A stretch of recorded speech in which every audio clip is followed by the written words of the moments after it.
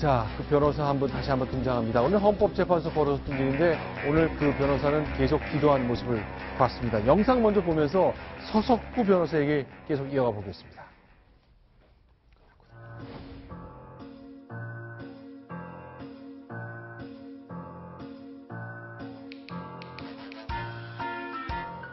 기도하는 사람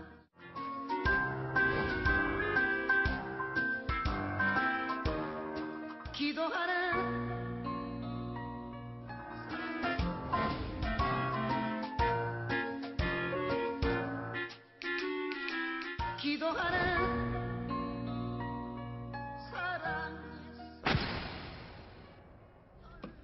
네, 서석 변호사 이제 헌법재판소에서 이제 재판 변론을 위해 들어왔는데 이제 신앙인처럼 보입니다.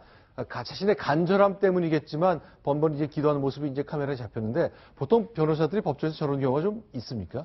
흔하지는 않습니다. 네. 그 본인이 직접 피고인으로서 형사재판을 받는 당사자의 경우에는 이제 유죄, 무죄 판결 여부, 그리고 또 형량 때문에 좀 간절한 마음으로 기도를 하는 경우는 종종 보긴 하는데요. 하지만 변호사가 기도하는 경우는 많지는 않고, 또 더욱 궁금한 것은 그동안에 많은 재판했을 텐데 그동안에 그 개인적인 그런 모든 재판에서 기도를 하는 것인지 했는지, 아니면 이번 사건의 경우에 특별히 간절한 마음이 더 깊어서 기도한 것인지도 궁금합니다. 네. 그런데 이제 저 서석구 변호사 등 여러분들 말씀이 사실은 대통령이 관저에서 세월호 침몰 때 있었다는 게 나쁜 것이 아니다. 왜냐하면 탓할 것만이 아닌 것이 노무현 전 대통령도 이라크에서 민간인 납치됐을 때 그때도 관저에서 복을 받았다 그 얘기를 했는데 좀 역풍이 불고 있는 것 같네요. 네, 맞습니다. 박근혜 그 대통령의 대리인단이 현재 제출한 자료에 보면은요, 2004년도에 김선일 씨 피랍 사건 당시 노무현 전 대통령이 관저에서 보고를 받고 전화 받고 서면 보고한 거 아니냐 이렇게 주장을 했습니다. 그런데요, 이해찬 의원이요, 지금 노무현 재단 이사장을 맡고 있는데 페이스북에 바로 지금 보이는 저런 노무현 전 대통령의 당일 일정을 올렸습니다.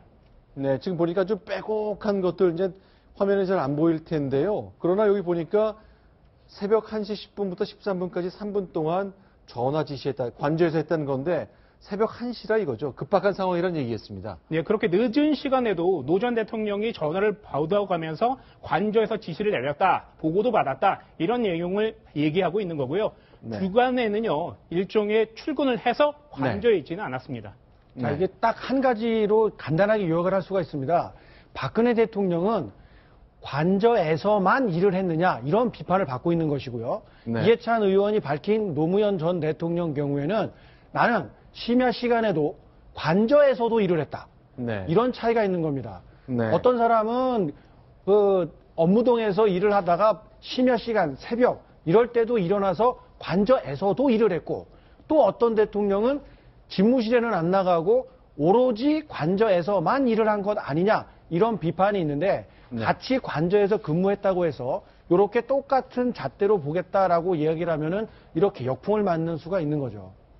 자, 그런데 그럼 저 잘못 얘기를 꺼낸 건가요? 이렇게 조목조목 문서를 공개해가지고 아니 이게 무슨 말입니까라고 반박당할 줄은 짐작을 못했을까요? 그런 것 같습니다. 일단 그 최초의 이 얘기를 꺼낸 것은 바로 이제 이완영 새누리당 의원인데요. 네. 그 청와대 그 한광호 비서실장에게 이렇게 말을 했죠. 노무현 전 대통령도 이라크 무장단체가 김선일 씨 납치했을 당시에 본관이 아닌 이제 그 관저에 머물렀다고 주장했는데요. 결국 거기서 힌트를 얻었는지 헌법재판소에 자료를 제출했습니다. 변호인단이. 그런데 문제는 물론 변호사는 주장을 하는 것이고 법관, 이 사건의 같은 경우에는 헌법재판소 재판관들이 판단을 하는 겁니다. 따라서 주장하는 것 자체를 변호사가 잘못이라고 할 수는 없겠습니다만 이번 사건의 특성, 그리고 또 매우 중대성이 있는 탄핵심판 사건이라는 점을 감안할 때 대통령 측의, 비서추인 대통령 측의 주장이 신빙성이 점점 떨어지는 그런 불이익은 감수할 수밖에 없을 것 같습니다.